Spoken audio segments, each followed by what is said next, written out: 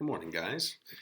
Today we're going to pick up with the last few pages of part one of Fahrenheit 451. So we're going to put a bow on that today going into the weekend. We left off on page 50 for you guys. Montag is distraught after the fire at the woman's house, the woman who chose to burn with her books as opposed to leaving with the firemen. It's definitely affected him. It's impacted him, and he doesn't know that he can go back to work right now. He wants to call in sick, and his wife, Mildred, is a little more, I don't know, you could say cold or emotionless, feels nothing for that woman, or even Montag, really, thinks he's playing sick. No sympathy whatsoever for him. And as he's pleading with her to call out for him, up pulls Captain Beatty. And so this is going to be an interesting place to pick up here. Beatty is coming here to talk to Montag. How did he know that Montag wasn't going to be able to make it in today? Maybe he decided to make a personal call for him. Okay, so we're going to pick up with that on page 50 and see what we find out from Captain Beatty after the eventful night before. Tell him yourself. She ran a few steps this way, a few steps that, and stopped, eyes wide, when the front door speaker called her name. Softly, softly. Mrs. Montag, Mrs. Montag, someone here, someone here. Mrs. Montag, Mrs. Montag, someone here. Fading. Montag made sure the book was well hidden behind the pillow, climbed slowly back into bed, arranged the covers over his knees and across his chest, half sitting, and after a while Mildred moved and went out of the room, and Captain Beatty strolled in, his hands in his pockets. "Shut the relatives up," said Beatty, looking around at everything except Montag and his wife. This time Mildred ran. The yammering voices stopped yelling in the parlor. Captain Beatty sat down in the most comfortable chair with a peaceful look on his ruddy face. He took time to prepare and light his brass pipe and puff out a great smoke cloud. "Just thought I'd come by and see how the sick man is." "How'd you guess?" Beatty smiled his smile, which showed the candy pinkness of his gums and the tiny candy whiteness of his teeth. "I've seen it all. You were going to call for a night off." Montag sat in bed. "Well," said Beatty, "take the night off."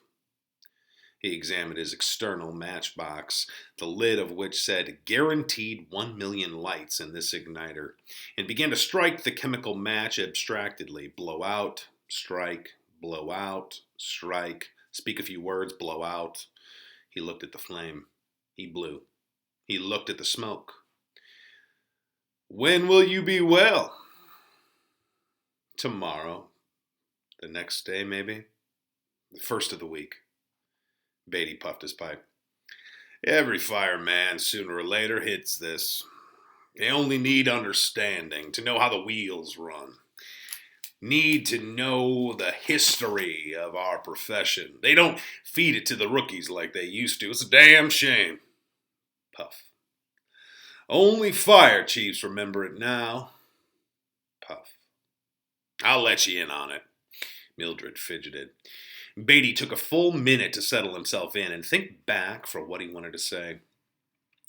"When did it all start, you ask? This job of ours, how did it come about? Where and when? Well, I'd say it really got started around about a thing called the Civil War, even though our rule book claims it was founded earlier. Fact is, we didn't get along well until photography came into its own. Then, motion pictures in the early 20th century, radio, television, things began to have mass." Montag sat in bed, not moving. "And because they had mass, they became simpler," said Beatty. "Once books appealed to a few people here, there, everywhere, they could afford to be different.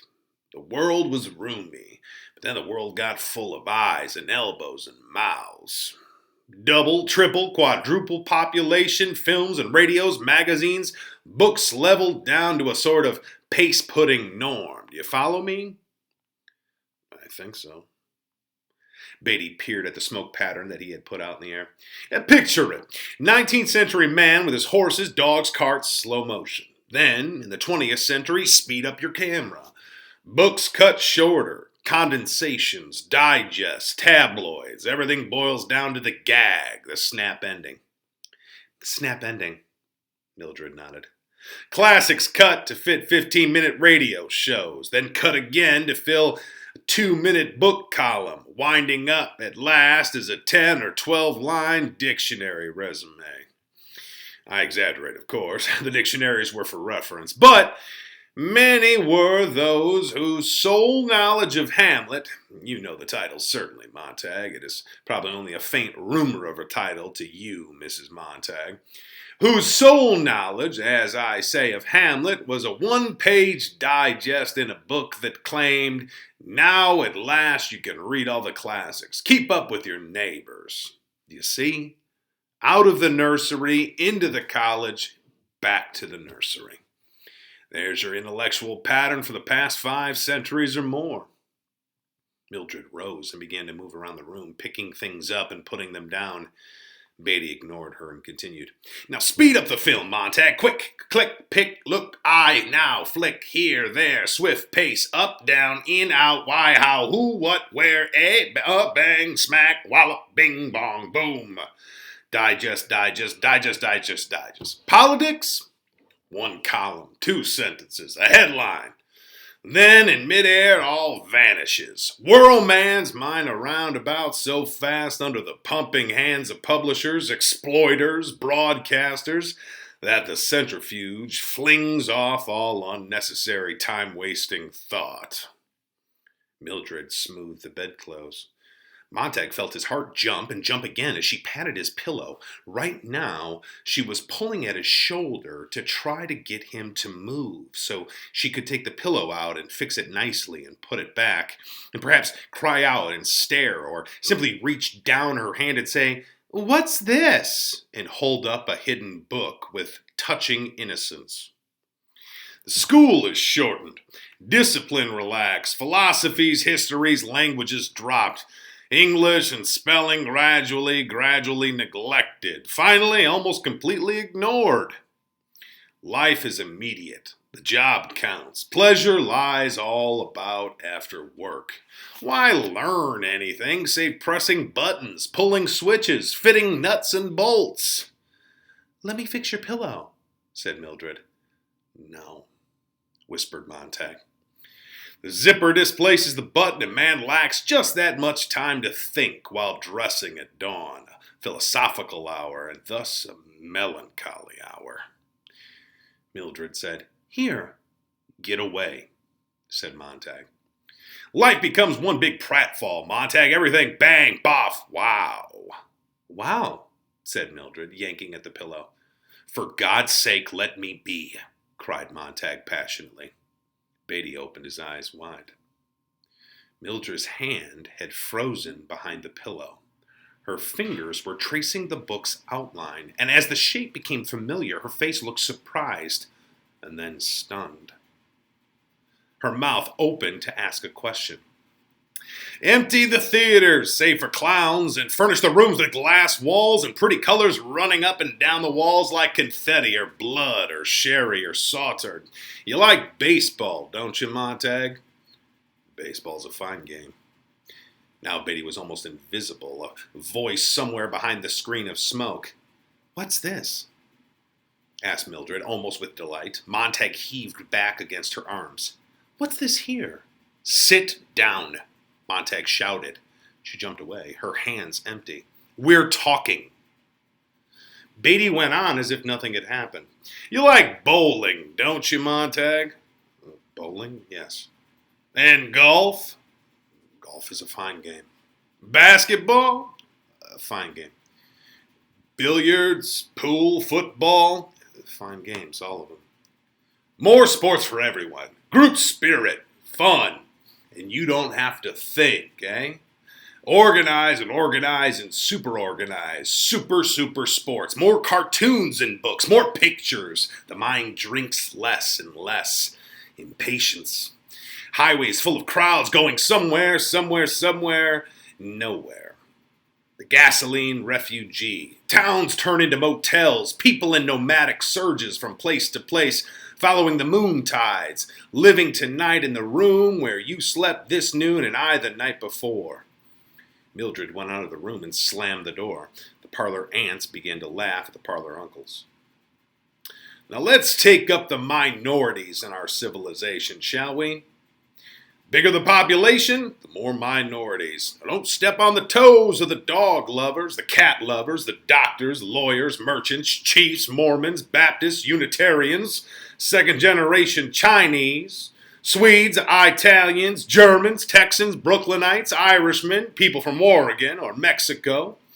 The people in this book, this play, this TV serial are not meant to represent any actual painters, cartographers, mechanics anywhere. The bigger your market, Montag, the less you handle controversy. Remember that. All the minor minorities with their navels to be kept clean. Authors full of evil thoughts. Lock up your typewriters. And they did. Magazines became a nice blend of vanilla tapioca. Books so damn snobbish, critics said, were dishwater. No wonder books stopped selling, the critics said. But the public, knowing what it wanted, spinning happily, let the comic books survive. And the three-dimensional sex magazines, of course. There you have it, Montag.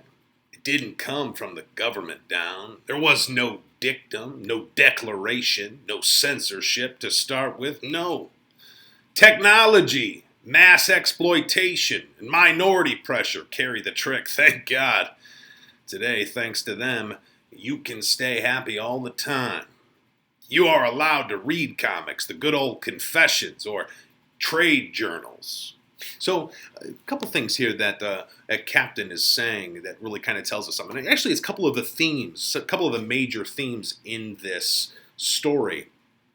The first one I want to point out here is he makes mention here on this page that the job of the firemen didn't actually get started by the government. Like, this wasn't something necessarily of the government censoring. He says, no, it was no censorship. That wasn't what it was. It was technology.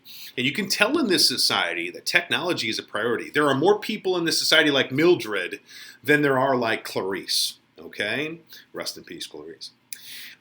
It's more and more common for people to be, captivated by what they're listening to on their seashell radios or what's on their parlor wall TVs than it is for them to read a book or ask questions or have conversations with people and think about things.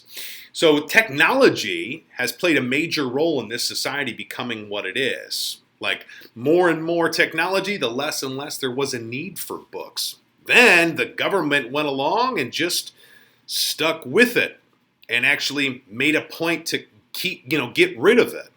And so that's what he's saying here. It started with technology, and technology can be dangerous, is kind of what Ray Bradbury is showing here. That technology has changed and shaped this society, and maybe not in such a great way. Although Beatty is saying this is for the best, that schools give you basically nothing, that everybody just wants to have fun. Go play more sports. Who needs to think or read books, right? Who would have thought? Now back to the book. Yes, but what about the firemen then? Asked Montag. Beatty leaned forward in the faint mist of smoke from his pipe. What more easily explained and natural? With school turning out more runners, jumpers, racers, tinkerers, grabbers, snatchers, flyers, and swimmers, instead of examiners, critics, knowers, and imaginative creators, the word intellectual, of course, became the swear word it deserved to be. You always dread the unfamiliar. Now, surely you must remember the boy in your own school class who was exceptionally bright, did most of the reciting and answering while the others sat like so many leaden idols hating him. And wasn't it this bright boy you selected for beatings and tortures after hours? Of course it was. We must all be alike. Not everyone born free and equal, as the Constitution says, but everyone made equal. Each man the image of every other. Then all are happy. For there are no mountains to make them cower, to judge themselves against. So, a book is a loaded gun in the house next door. Burn it. Take the shot from the weapon. Breach man's mind. Who knows who might be the target of the well-read man? Me? I won't stomach them for a minute. And so when houses were finally fireproof completely all over the world, you were correct in your assumption the other night, there was no longer need for firemen of the old purposes. They were given a new job as custodians of the peace of mind. The focus of our understandable and rightful dread of being inferior. Official censors, judges, and executors. That's you, Montag. And that's me. So, Beatty explains the role of the firemen in this society. And rightfully so, they came about because this society needed them to step up and do the censoring. And censorship is another one of our major themes here. What he's talking about here is ultimately the government stepping in and deciding, you know what, we're going to censor and control the information that people are getting because we don't want people to be too smart. The way he describes it is really kind of more along the lines of a society where everyone is equal. Kind of the way communism is described, that everyone has the same amount. Everyone is equal. Nobody has more than the other, because that makes people feel inferior, makes them feel bad about themselves. Well, we can't have that. So everybody should just be the same. And the fireman's job is to keep it that way. That's you, Montag. That's me. The door to the parlor opened, and Mildred stood there looking in at them, looking at Beatty, and then at Montag, and behind her the walls of the room were flooded with green and yellow and orange fireworks, sizzling and bursting to some music composed almost completely of trap drums, tom-toms, and cymbals. Her mouth moved, and she was saying something, but the sound covered it. Beatty knocked his pipe into the palm of his pink hand, studied the ashes as if they were a symbol to be diagnosed, and searched for meaning. You must understand that our civilization is so vast that we can't have our minorities upset and stirred. Ask yourself, what do we want in this country above all? People want to be happy. Isn't that right? Haven't you heard it all your life? I want to be happy, people say. Well, aren't they? Don't we keep them moving? Don't we give them fun? That's all we live for, isn't it? For pleasure, for titillation. And you must admit our culture provides plenty of these. Yes. Montag could lip read what Mildred was saying in the doorway. He tried not to look at her mouth, because then Beatty might turn and read what was there too. Colored people don't like Little Black Sambo? Burn it. White people don't feel good about Uncle Tom's Cabin? Burn it. Someone's written a book on tobacco and cancer of the lungs. The cigarette people are weeping. Burn the book. Serenity, Montag. Peace, Montag. Take your fight outside. Better yet, into the incinerator. Funerals are unhappy and pagan. Eliminate them too. 5 minutes after a person is dead, he's on his way to the big flu. The incinerator, serviced by helicopters all over the country. 10 minutes after death, a man's a speck of black dust.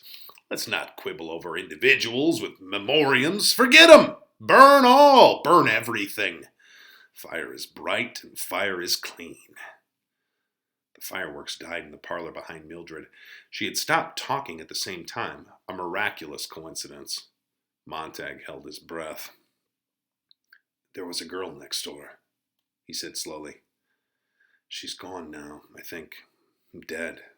I can't even remember her face, but she was different. How did she happen? Beatty smiled. Here or there, that's bound to occur. Clarice McClellan? We've a record on her family. We've watched them carefully. Heredity and environment are funny things. You can't rid yourselves of all the odd ducks in just a few years. The home environment can undo a lot that you try to do at school. That's why we've lowered the kindergarten age year after year until now we're almost snatching them from the cradle. We've had some false alarms on the McClellans when they lived in Chicago. Never found a book. Uncle had a mixed record, antisocial. The girl, she was a time bomb. Family had been feeding her subconscious, I'm sure, from what I saw of her school record. She didn't want to know how a thing was done, but why. That can be embarrassing. You ask why to a lot of things, and you wind up very unhappy indeed if you keep at it. Poor girl's better off dead. Yes, dead. Luckily, queer ones like her don't happen often. We know how to nip most of them in the bud early. You can't build a house without nails and wood. And if you don't want a house built, hide the nails and wood. If you don't want a man unhappy politically, don't give him two sides to a question to worry him. Give him one. Better yet, give him none. Let him forget there was even such a thing as war. If the government is inefficient, top-heavy, and tax-mad, better it be all those than the people worry over it. Peace, Montag. Give the people contests they win by remembering the words to more popular songs or the names of state capitals or how much corn Iowa grew last year. Cram them full of non-combustible data. Chock them so damn full of facts they feel stuffed, but absolutely brilliant with information. Then they'll feel they're thinking. They'll get a sense of motion without moving, and they'll be happy. Because facts of that sort don't change. Don't give them the slippery stuff like philosophy or sociology to tie things up with. That way lies melancholy. Any man who can take a TV wall apart and put it back together again, and most men can nowadays, is happier than any man who tries to slide, rule, measure, and equate the universe, which just won't be measured or equated without making a man feel bestial and lonely. I know. I've tried it. To hell with it. So bring on your clubs and parties, your acrobats and magicians, your daredevils, your jet cars, your motorcycle helicopters, your sex and heroin. More of everything to do with automatic reflex. If the drama's bad, if the film says nothing, if the play is hollow, sting me with the theremin loudly. I'll think I'm responding to the play when it's only a tactile reaction to vibration. But I don't care. I just like solid entertainment. Beatty got up. I must be going. Lecture's over. I hope I've clarified things. The important thing for you to remember, Montag, is we're the happiness boys. The Dixie duo, you and I and the others. We stand against the small tide of those who want to make everyone unhappy with conflicting theory and thought. We have our fingers in the dike. Hold steady. Don't let the torrent of melancholy and drear philosophy drown our world. We depend on you. I don't think you realize how important you are, we are, to our happy world as it stands now. Beatty shook Montag's limp hand. Montag still sat as if the house were collapsing about him and he could not move in the bed. Mildred had vanished from the door. One last thing, said Beatty. At least once in his career, every fireman gets an itch. What do the books say, he wonders. Oh, to scratch that itch, eh? Well, Montag, take my word for it. I've had to read a few in my time to know what I was about. The books say nothing. Nothing you can teach or believe. They're about non-existent people, figments of imagination if they're fiction. And if they're non-fiction, it's worse. One professor calling another an idiot, one philosopher screaming down another's gullet, all of them running about, putting out the stars and extinguishing the sun. You come away lost. Well then, what if a fireman accidentally, really not intending anything, takes a book home with them? Montag twitched. The open door looked at him with its great vacant eye. A natural error. Curiosity alone. said Beatty. We don't get over anxious or mad. We let the fireman keep the book 24 hours. If he hasn't burned it by then, we simply come burn it for him. Of course, Montag's mouth was dry. Well, Montag, will you take another later shift today? Will we see you tonight, perhaps? I don't know, said Montag. What? Beatty looked faintly surprised. Montag shut his eyes. I'll be in later, maybe. We'd certainly miss you if you didn't show, said Beatty, putting his pipe in his pocket thoughtfully. I'll never come in again, thought Montag. Get well and keep well, said Beatty. He turned and went out through the open door. So Beatty's an interesting character here. He definitely knows a lot of information, right? So that's interesting to think that there are firemen like Beatty out there, even though they're responsible for censoring what people can read and burning books. He seems to be pretty educated. He's also a really smooth talker. Notice how careful he is with his words here. And he's kind of surprised that Montag isn't completely convinced to come back into work tonight. But you get that line from Montag there, I'll never come in again, thought Montag. Like he's changed. Something's changed in him. He definitely is tipping his hand here about the book, just to make sure that he's not going to be in too much trouble by keeping that book, just in case Beatty might know more than he thinks. And you think about it, why is Beatty here if perhaps he didn't realize what Montag was thinking or doing, right? He's kind of thinking that Montag perhaps is having a change of heart about being a fireman. So you learn a lot about the society. You learn a lot about the firemen and how they came about, and learn a lot about the government control and the censorship that's taking place here. Is that it didn't start with the people, but the people were just the beginning. The government has kind of seized the opportunity to make the most of it and really trying to control what people think and feel. The idea that people can't even have funerals, like trying to limit sadness from the society. Like you don't even want to waste any time on a memorial service for somebody. Just burn them, burn everything. So what the firemen do is just really kind of symbolic for what everybody in the society does when there's a problem. If something makes you unhappy, burn it. That's what they do. That's what they're there for.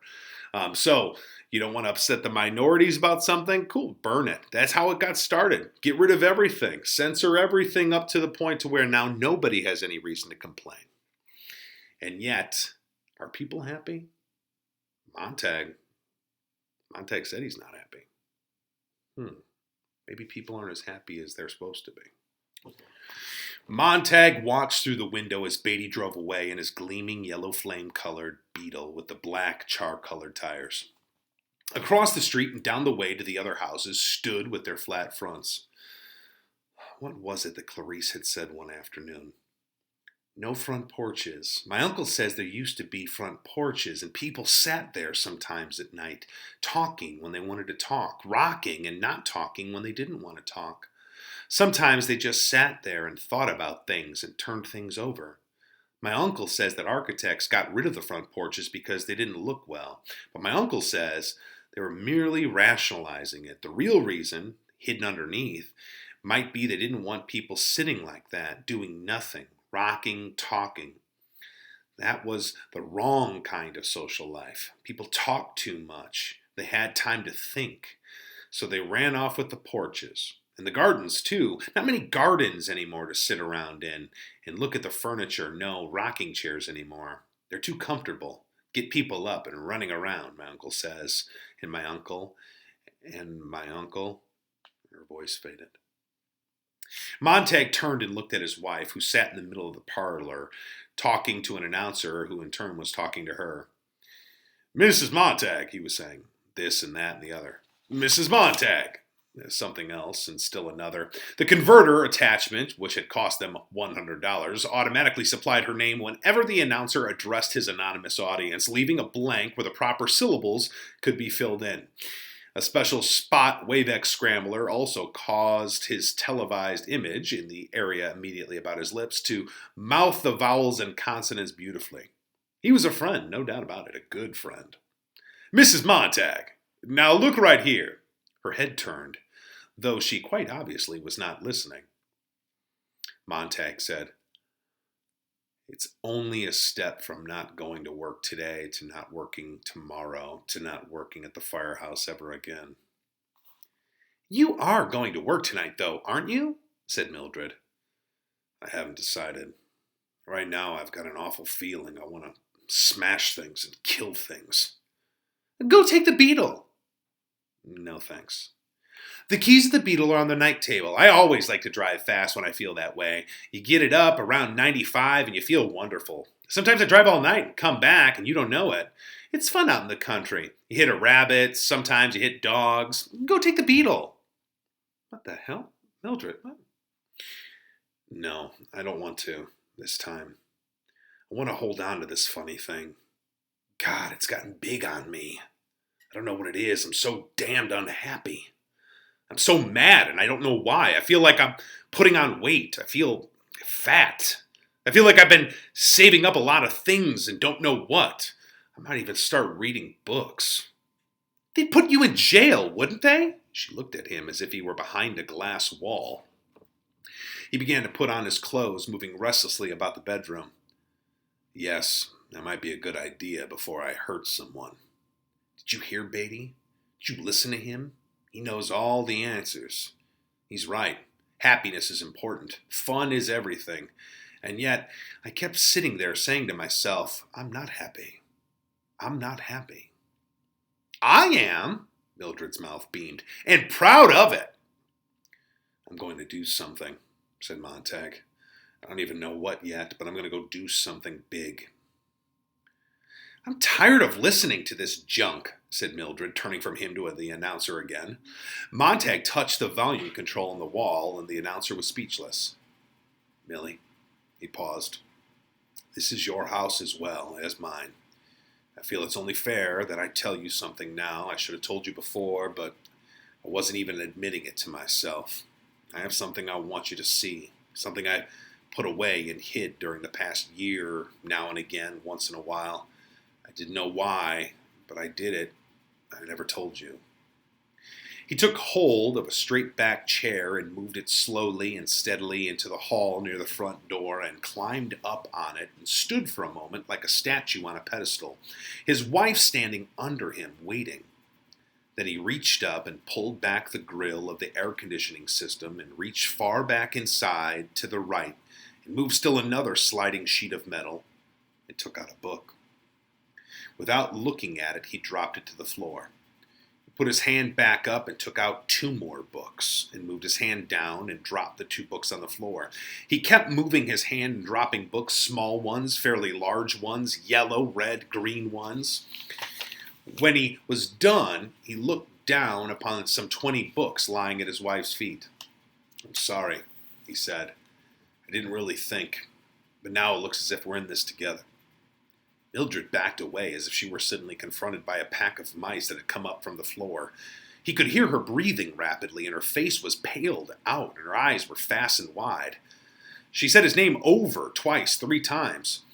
And then, moaning, she ran forward, seized a book, and ran toward the kitchen incinerator. He caught her, shrieking.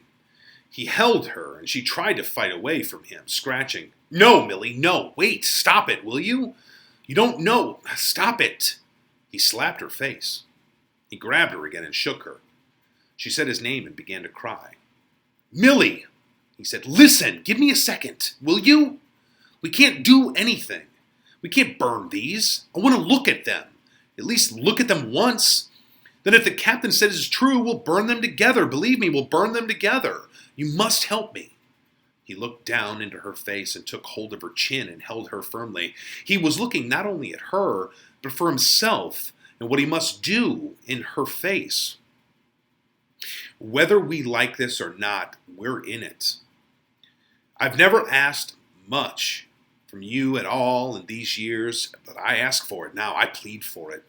We've got to start somewhere here, figuring out why we're in such a mess. You and the medicine nights and the car and me and my work. We're heading right for the cliff, Millie. God, I don't want to go over.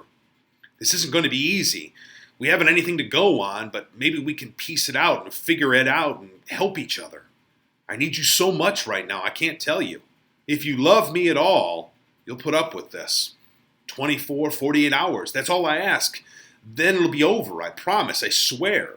And if there is something here, just one little thing out of a whole mess of things, maybe we can pass it on to someone else. She wasn't fighting anymore, so he let her go.